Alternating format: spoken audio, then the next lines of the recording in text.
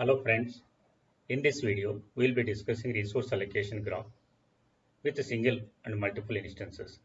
Before going to understanding resource allocation graph with single and multiple instances, we must know the resource allocation graph in deadlock. This is what I explained with example in previous video. Single instance resource allocation graph without deadlock. What is a single instance? Look at this example. Two resources are here, R1 and R2. In the resource 1, you see one dot is available. This is indicating single instance. That means only one type of resource is available relevant to R1. In R2 also you see that one dot is available. That means only one resource is available relevant to the R2. This is single instance resource allocation graph. Processes P1 and P2 acquiring resources R1 and R2. Process P1 and P2 acquiring resources R1 and R2, or process P1 is holding R1 and process P2 holding R2, while process P3 is waiting to acquire both resources. While process P3 is waiting for resource R1 and R2, and R1 is held by P1, so P3 is waiting for resource R1, and R2 is held by P2, so P3 is waiting for resource R2. When you look into this example, no circular wait.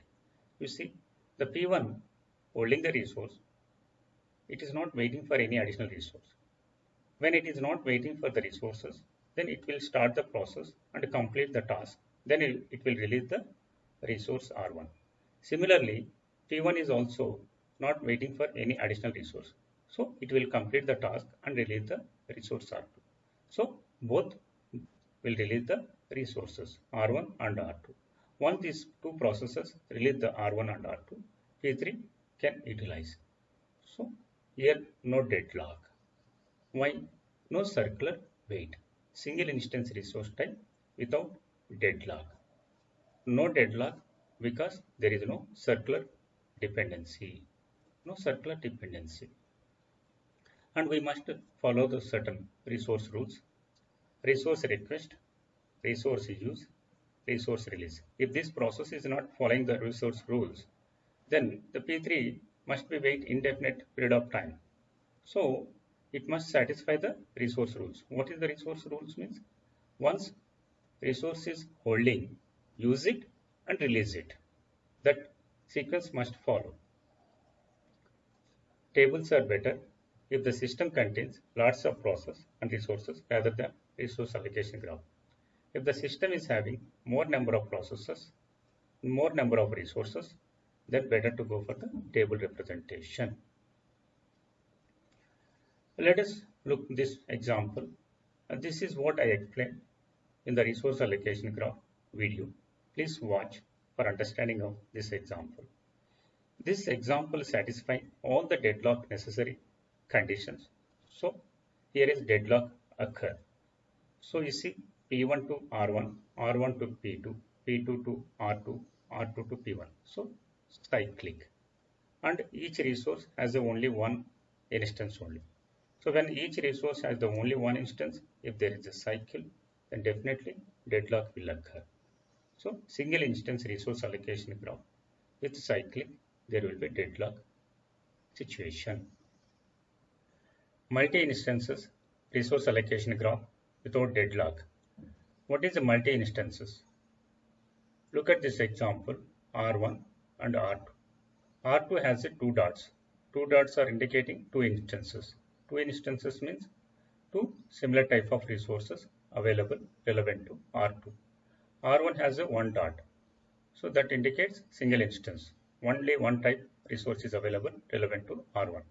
When the graph is having more than one instance, then the graph is called multi-instances resource allocation graph. With the resource allocation graph is in a safe state or in an unsafe state is not easy to find when system is having more number of resources and processes.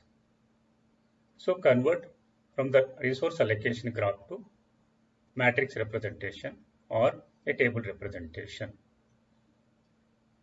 Before going to conversion, we must discuss the multi-instance graph, whether it is having deadlock or not, by applying the necessary conditions of deadlock.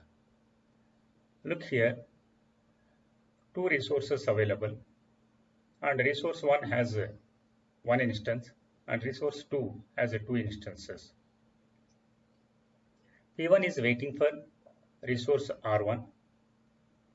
R1 is allocated to P2 and P2 is waiting for resource R2, and P1 is holding the R2 and P3 is also holding R2, but P2 is waiting for the resource R2. When we look into this example, cyclic available, P1 requesting R1, R1 allocated to P2, P2 waiting for R2, R2 allocated to P1 and also P3. So cyclic is. But now let us look in this example whether the deadlock situation occur or not. You see the P3 holding the resource and it is not waiting for any additional resources. When it is not waiting for any additional resource, it has to use the resource and it must release as per the resource rules in the deadlock. One task is completed, the P3 will release the resource R2. Once it releases the resource R2, P2 can utilize that resource R2, already holding R1. It requires additional resource R2. Once P3 release the R2, then P2 utilize R1 and R2, and P2 will release both the resources. Once P2 will release both the resources, then P1 can utilize R1. So like this sequence, we can avoid the deadlock. What is the sequence? First P3 task will complete. Next P2 task will complete. Once task is completed, it will release the resources R1 and R2. Once it will release the resources and as per the requirement of the P1, R1. So R1 is getting chance to use it. So P1 will complete. So the sequence is P3, P2, P1. By this sequence, we can avoid the deadlock. Multiple instances, resource allocation graph without deadlock. See, even circular wait is there, but one extra instance is available and that extra allocated for the P3. P3 is not waiting for any additional resource.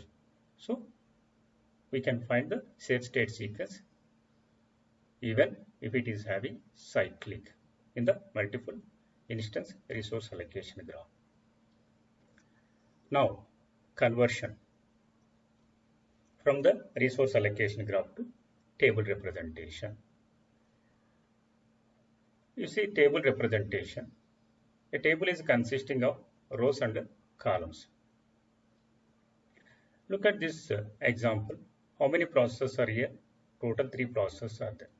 So the total number of rows are equivalent to number of processes, the resource allocation graph. So total P1, P2, P3, 3 are there. So 3 rows, P1, P2, P3.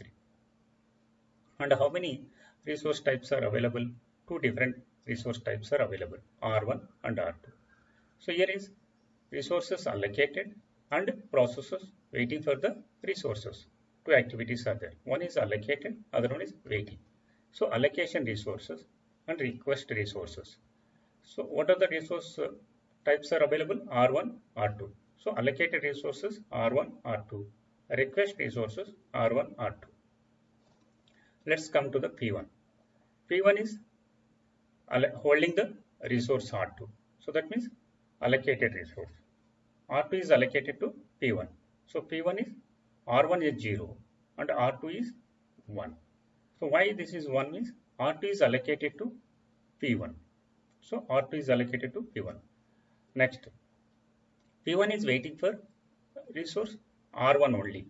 So P1 is waiting for resource R1 representing by 1. It is not waiting for R2. So indicating by 0. If it is requesting 1, If it is not requesting, it's 0. P2. P2 is holding R1. So P2 is holding R1 represented by 1. And it is not holding R2. So 0. P2 is waiting for R2. So 1. It is not waiting for R1. So 0. Next P3. P3 is holding R2. P3 is holding R2 represented by 1. And R1 is 0. It's not waiting for any additional resources. So 0, 0. Like this, we need to construct a table with the help of resource allocation graph. The whole process is conversion from the resource allocation graph to table representation. With the help of table representation, now I want to find the safe state sequence without a deadlock. Okay. Now, how many resources are available? Really, 0 resources. Look into this example. Even look into this example. 0 resources are available. Available resources 0, 0.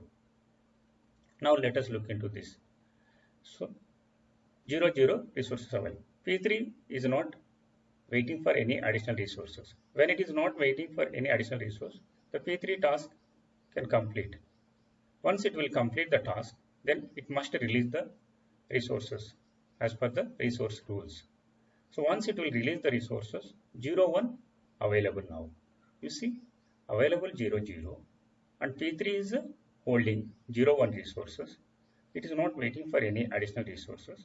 So P3 does not require any extra resources and P3 release holding resource after completion.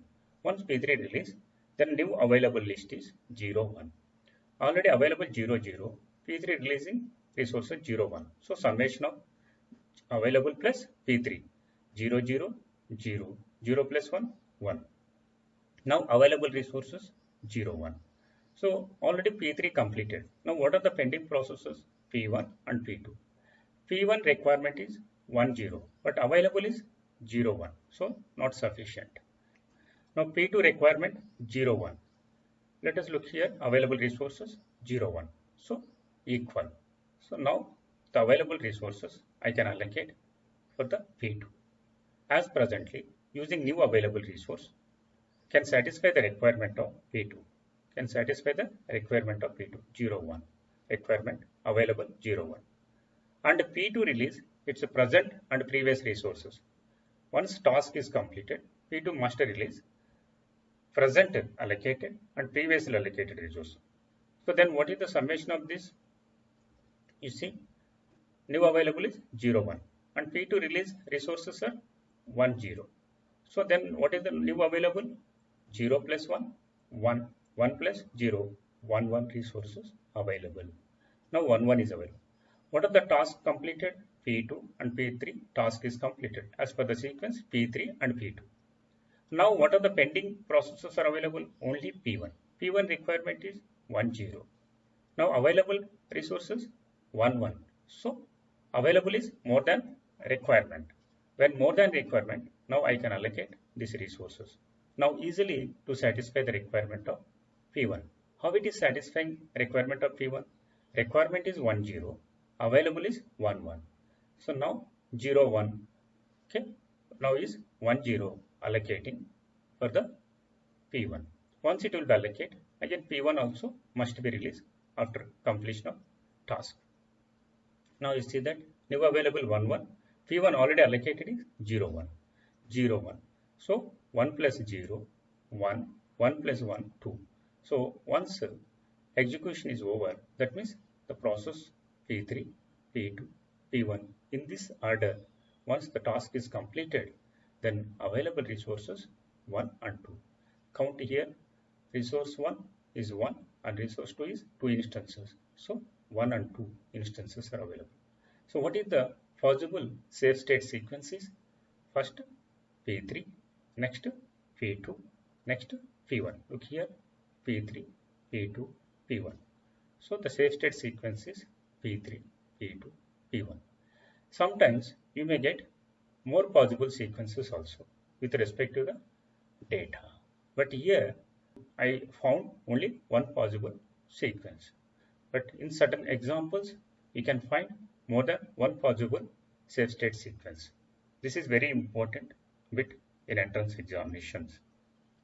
If resource allocation graph contains no cycle, no deadlock. This is what we discussed in this presentation. Second one, resource allocation graph contains a cycle. If only one instance for resource type, then deadlock will occur. This is what I explained in the resource allocation graph with example. Even in this presentation also, I have explained briefly. When the resource allocation graph contains a cycle, if resource is having only one instance, then there will be deadlock. If several instances for resource type, there will be possibility of the deadlock.